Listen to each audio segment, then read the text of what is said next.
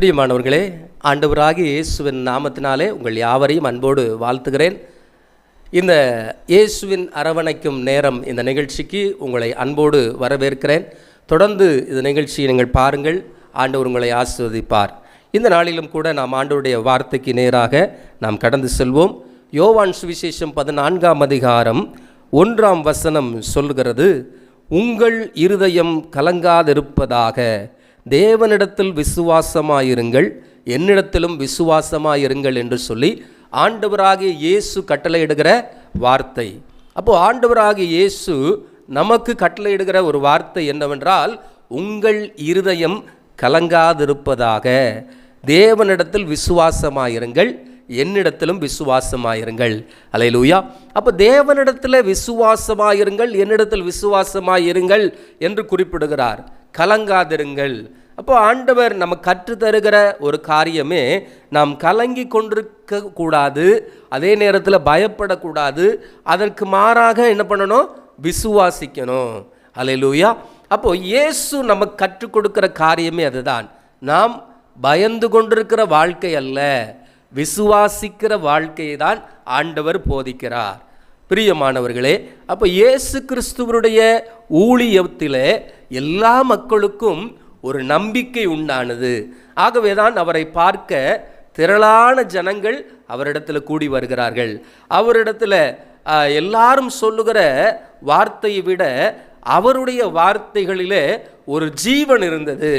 ஆகவே பிரியமான தெய்வ பிள்ளைகளே, இதை பார்த்து கொண்டிருக்கிற நம்முடைய வாழ்க்கையிலும் நாம் விசுவாசிக்கிற தேவ பிள்ளைகளாக நாம் வாழும் பொழுது ஆண்டவர் நம்மை ஆசீர்வதிக்கிறவராக இருக்கிறார். இதே போல பாருங்க, தேவனிடத்தில் விசுவாசமாயிருங்கள், என்னிடத்திலும் விசுவாசமாயிருங்கள். இந்த காரியத்தை யாரிடத்தில் சொல்லுகிறார் என்றால், அவருடைய சீஷர்களிடத்தில் சொல்லுகிறார். அப்போது அந்த இடத்துல தோமா இருக்கிறார். தோமா என்ற ஒரு சீஷன் நம்முடைய இந்திய தேசத்தில் வந்து ஜீவனை இரத்த சாட்சியாக மரித்த தோமா இருக்கிறார் இல்லையா? அவர் என்ன பண்ணுகிறார்? இயேசுவினிடத்தில் வருகிறார். அவரிடத்தில் கேட்கிறார். ஆண்டவர் சொல்கிறார், பரலோக ராஜ்யத்தை குறித்து ஆண்டவர் பேசி கொண்டிருக்கிறார். எப்பா, நான் போகிற வழியை என்ன பண்ணுகிறாங்க பாருங்க. அந்த வசனத்தை உங்களுக்காக வாசிக்கிறேன். 4ஆம் வசனத்தை வாசிக்கிறேன். நான் போகிற இடத்தை அறிந்திருக்கிறீர்கள், வழியையும் அறிந்திருக்கிறீர்கள் என்றார். அப்போது தோமா கேட்கிறார் அவரை நோக்கி, ஆண்டவரே, நீர் போகிற இடத்தை அறியோமே, வழியை நாங்கள் எப்படி அறிவோம் என்றார். இயேசு சொல்கிறாரு, நான் போகிற இடத்தை நீங்கள் அறிந்திருக்கிறீங்க அப்படின்னு சொல்கிறாரு. நான் ஆண்டவருடைய என்ன பண்ணணும்? உங்களுக்காக மரித்து என்ன பண்ணணும்? 3ஆம் நாள் உயிர் தெழுந்து பரலோகத்துக்கு போகணும். அப்போது நான் போகிற இடத்தை நீங்கள் அறிந்திருக்கிறீர்கள் சொல்கிறாரு. ஆனால் தோமா சொல்கிறாரு, நாங்கள் எப்படி அறியோம் என்று சொல்கிறார். ஆண்டவர் சொல்கிறாரு, அதற்கு இயேசு, நானே வழியும் சத்தியமும் ஜீவனுமாயிருக்கிறேன், என்னை அல்லாமல் ஒருவனும் பிதாவினிடத்தில் வரான் என்று குறிப்பிடுகிறதை நாம் பார்க்கிறோம். ஆகவே பிரியமான தெய்வ பிள்ளைகளே, அப்போ நாம் ஆண்டவருடைய பிள்ளைகளாக நாம் இருக்கிறோம். ஆண்டவர் வார்த்தைகள் தான் நம்முடைய வாழ்க்கையில் என்ன பண்ணுகிறது? ஒரு வழியை உண்டாக்குகிறது. அல்லேலூயா. ஆகவே தான் தேவ பிள்ளைகளாகிய கிறிஸ்தவர்கள் வேதத்தை என்ன பண்ணணும்? வாசிக்கணும் என்று சொல்லி நாம் எல்லாரும் என்ன பண்ணுகிறோம்? சொல்லுகிறோம். அது என்னதுக்காக? ஆண்டவர் எழுதி கொடுத்தாரு, ஆண்டவருக்கு ஆண்டவருடைய பிள்ளைங்க ஆண்டவருடைய வார்த்தையை வாசிக்கணும் அப்படின்றதுக்கா? இல்லை. கர்த்தருடைய பிள்ளைகள் நீங்கள் வாசித்தா அது உங்களுக்கு பிரயோஜனம். அல்லேலூயா. அப்போது கர்த்தருடைய வேதத்தை நான் வாசித்தா என்னுடைய வாழ்க்கையில் அந்த வார்த்தைகள் மூலமாக நான் ஆசீர்வதிக்கப்படுகிறேன். அதுபோல் உங்கள் வாழ்க்கையிலும் நீங்கள் வேதத்தின் வார்த்தைகளை நீங்கள் வாசிக்கும் பொழுது, தேவனுடைய வார்த்தைக்கு செவி கொடுக்கும் பொழுது கர்த்தர் உங்களை ஆசீர்வதிக்கிறவராயிருக்கிறார். ஆகவே தான் இதில் குறிப்பிட்டு சொல்லுகிறார், நீங்கள் நானே வழியும் சத்தியமும் ஜீவனுமாயிருக்கிறேன், என்னை இல்லாமல் ஒருவனும் பிதாவினிடத்தில் வரான், என்னை அறிந்தீர்களானால் என் பிதாவையும் அறிந்திருப்பீர்கள், இது முதல் நீங்கள் அவரை அறிந்தும் அவரை கண்டும் இருக்கிறீர்கள் என்றார். அல்லேலூயா. பிரியமானவர்களே, அப்போ விசுவாசத்தை குறித்து போதிக்கிறார்.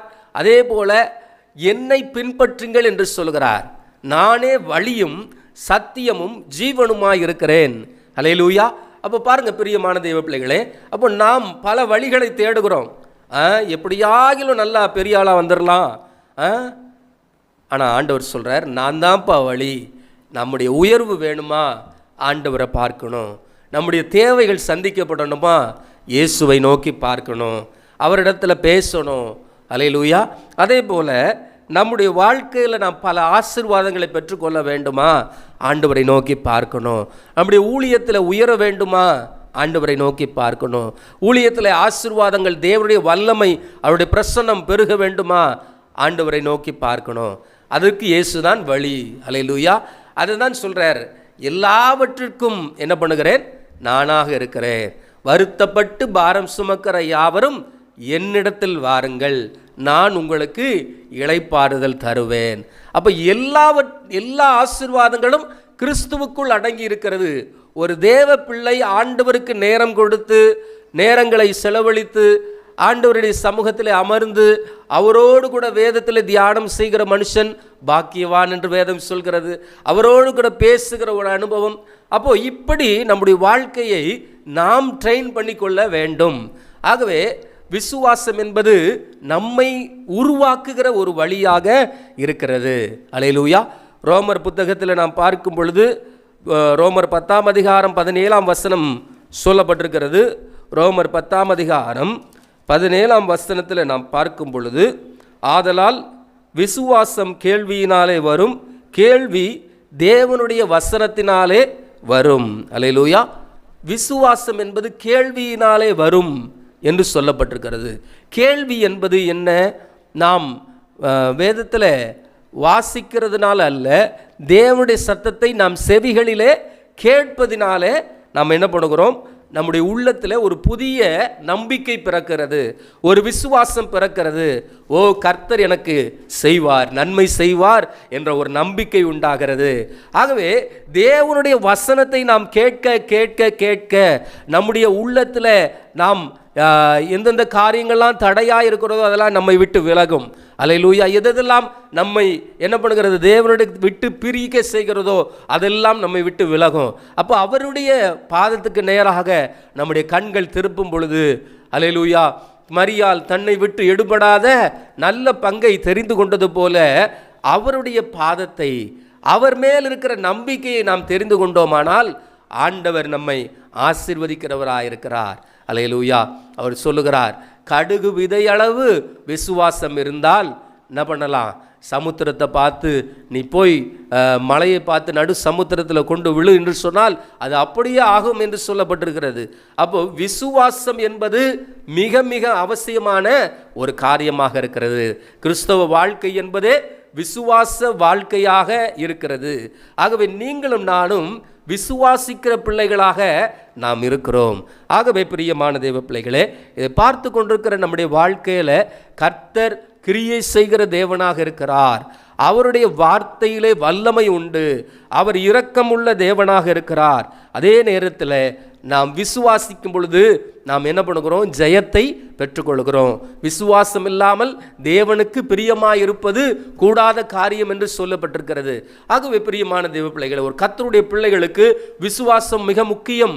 ஆகவே நீங்கள் ஜெபிக்கும் பொழுது கூட ஆண்டவருடைய சமூகத்தில் வரும் பொழுது, நான் ஆண்டவரிடத்தில் நான் கேட்கறதை பெற்றுக்கொள்ளுவேன். அல்லேலூயா. அதுதான் ஆண்டவர் சொல்றார், நீங்கள் ஜெபிக்கும் பொழுது சந்தேகப்படாமல் ஜெபம் பண்ணுங்க, விசுவாசத்தோடு ஜெபம் பண்ணுங்க. ஏனென்றால் நாம் கேட்கிற காரியம் அவருக்கு தெரியும். அல்லேலூயா. அப்போ அப்படிப்பட்ட வல்லமையுடைய ஒரு தேவனாக இருக்கிறார். நம்முடைய நம்பிக்கை அவர் மேலே இருக்கும் பொழுது ஆண்டவர் நமக்கு எல்லா காரியங்களையும் செயல்படுத்த அவர் வல்லவராக இருக்கிறார். அப்போ நம்முடைய நம்பிக்கை அவர் மேலே இருக்கணும். ஆகவே பாருங்கள், ஆண்டவருடைய சமூகத்தில் அவ்வளோ ஒரு பெரிய தேவனிடத்தில் நீங்கள் கேட்க வரீங்க.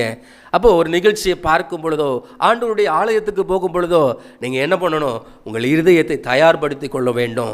ஆண்டவருடைய சமூகத்தில், ஓ, நான் ஆண்டவருடைய வார்த்தையை கேட்க போகிறேன், என்னுடைய வாழ்க்கையில் ஒரு மாற்றம் வரப்போகிறது, என் கர்த்தர் எனக்காக பேசுவார் என்ற நம்பிக்கையோடு நீங்கள் பார்க்கும் பொழுது, அந்த வார்த்தைகளை கேட்கும் பொழுது கர்த்தர் உங்கள் வாழ்க்கையில் கிரியை செய்ய வல்லவராக இருக்கிறார். கர்த்தர் உங்களுக்காகவே பேசுவார். ஆகவே பிரியமான தேவ பிள்ளைகளே, எல்லா மனுஷரும் நெருக்கி கொண்டு வந்தாங்க. ஒரு சகவி என்ற மனுஷனுடைய வாழ்க்கையில் பார்க்கும் பொழுது ஆண்டவரிடத்தில் எல்லாரும் கூட்டமாக வராங்க. ஆனால் இந்த சகையுக்கு மாத்திரம் என்ன பண்ணலை, அவரை பார்க்கக்கூடிய வழி கிடைக்கல. அவன் என்ன பண்ணுகிறான், அவன் சரீர வளர்ச்சி குறைவாக இருந்தது, குள்ளனாய் இருந்தான் என்று வேதம் சொல்கிறது. அப்போது அப்படிப்பட்ட ஒரு மனிதன் இயேசுவை எப்படியாச்சும் பார்த்துடணும், அவர் எப்படிப்பட்டவர், அவர் எவ்வளவு நல்லவர் என்பதை என்ன பண்ணணும், அறிந்து கொள்ளணும் என்பதற்காக அவர் என்ன பண்ணுகிறான், ஒரு உயரமான காட்டுத்தி மரத்தில் அவன் ஏறுகிறான். அப்போ அந்த இயேசுவை பார்க்கிறான். இயேசுவை அவன் பார்க்கறதுக்கு முன்பதாகவே இயேசு அவனை பார்த்துட்டார். அல்லேலூயா. ஏன் தெரியுமா, அவனுடைய உள்ளத்தின் வாஞ்சை இயேசு பார்க்கிறார். ஆகவே எப்பொழுதெல்லாம் நம்முடைய வாழ்க்கையில் எவ்வளவு வாஞ்சையோடு அவரை நோக்கி பார்க்கிறோமோ அந்த வார்த்தை நம்முடைய உள்ளத்தில் வரும். நம்முடைய உள்ளத்தில் கர்த்தர் பேசுவார், நமக்காக ஆண்டவர் பேசுவார், நமக்காக ஒரு செயலை அவர் செய்வார். ஆகவே அவர் மீது இருக்கிற அந்த நம்பிக்கை, அந்த விசுவாசம் நம்முடைய வாழ்க்கையில் ஒரு ஆசீர்வாதத்தை கொண்டு வரும். பாருங்க, அந்த சகையுவை இயேசுவே என்ன பண்ணுகிறார், நான் உன் வீட்டில் வந்து தங்குறேன் என்று சொல்லுகிறார். இன்றைக்கு உன் வீட்டில் வந்து நான் பிரவேசிப்பேன் என்று சொல்லுகிறார். இன்றைக்கு இந்த வீட்டுக்கு ரட்சிப்பு வந்தது என்று சொல்லுகிறார். ஆகவே பிரியமான தேவ பிள்ளைகளே, இன்றைக்கு கர்த்தருடைய பிள்ளைகளாகிய நாம விசுவாசத்தோடு அவரை பார்க்கும் பொழுது, அல்லேலூயா, இன்றைக்கு எந்தெந்த காரியத்தில் நீங்கள் சோர்ந்து போயிருக்கிறீங்களா, என் வாழ்க்கையில் அவ்வளோதான், இன்னும் இதுக்கு மேலே எந்த காரியங்களும் என் வாழ்க்கையில் இல்லை என்று சொல்லி கலங்கி கொண்டிருக்கிறீங்களா, ஆண்டவராகி இயேசு உங்களோடு பேசி கொண்டிருக்கிறார். ஆவியானவருடைய பிரசன்னம் உங்களை நடத்தி கொண்டிருக்கிறது. ஆகவே உங்களுக்காக ஒரு தேவன் உண்டு, உங்களை நேசிக்க ஒரு தகப்பன் இருக்கிறார். அல்லேலூயா. ஆகவே பிரியமான தேவ பிள்ளைகளே, அவர் ஒரு தகப்பனாக நமக்கு இருக்கிறார். அவர் கைவிட மாட்டார். நிச்சயமாக உங்கள் தேவைகளை சந்திப்பார். நம்பிக்கையோடு விசுவாசத்தோடு அவரை நோக்கி பாருங்கள். ஆண்டவர் நம்முடைய வாழ்க்கையில் பெரிய காரியங்களை அவர் செய்ய அவர் வல்லவராயிருக்கிறார். ஆகவே இந்த வேளையிலும் கூட விசுவாசத்தோடு அவரை நோக்கி பார்ப்பீங்களா? உங்கள் இருதயம் கலங்காதிருப்பதாக. தேவனிடத்தில் விசுவாசமாயிருங்கள், இயேசுவினிடத்திலும் விசுவாசமாயிருங்கள் என்று வேதம் சொல்கிறது.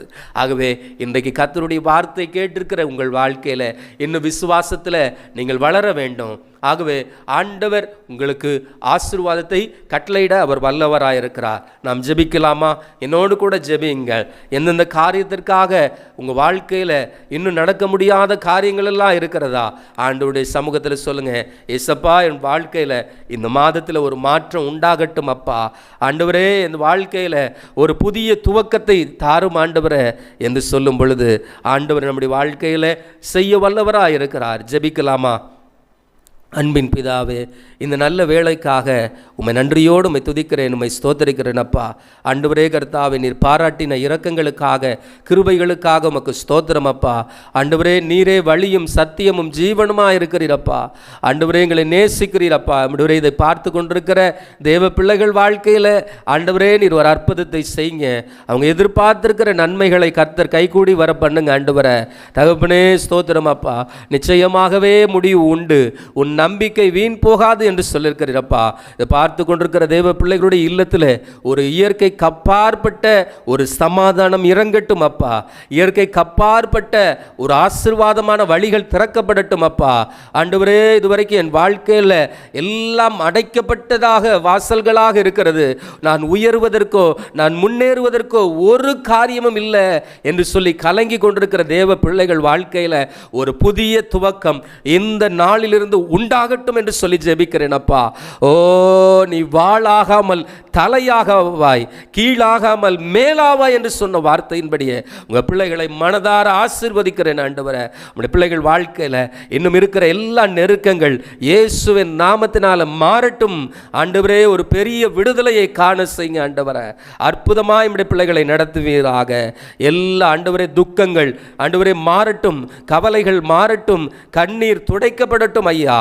தொடர்ந்து வழி நடத்துங்க ஐயா. இதை பார்க்கிற தேவ பிள்ளைகள் ஒவ்வொருடைய வாழ்க்கையிலும் ஒரு சமாதானம் உண்டாகட்டும் அப்பா. ஆண்டவரே கர்த்தர் உம்முடைய பல பிள்ளைகள் வாழ்க்கையில் அற்புதங்களை செய்து நீர் ஆசீர்வதிக்கும்படியாய் ஜெபிக்கிறேன் ஆண்டவரே. தொடர்ந்து வழி நடத்துங்க. இயேசு கிறிஸ்துவின் நாமத்தில் ஜெபிக்கிறோம் நல்ல பிதாவே. ஆமேன், ஆமேன். கர்த்தர் உங்களோடு இருப்பாராக. ஆமேன்.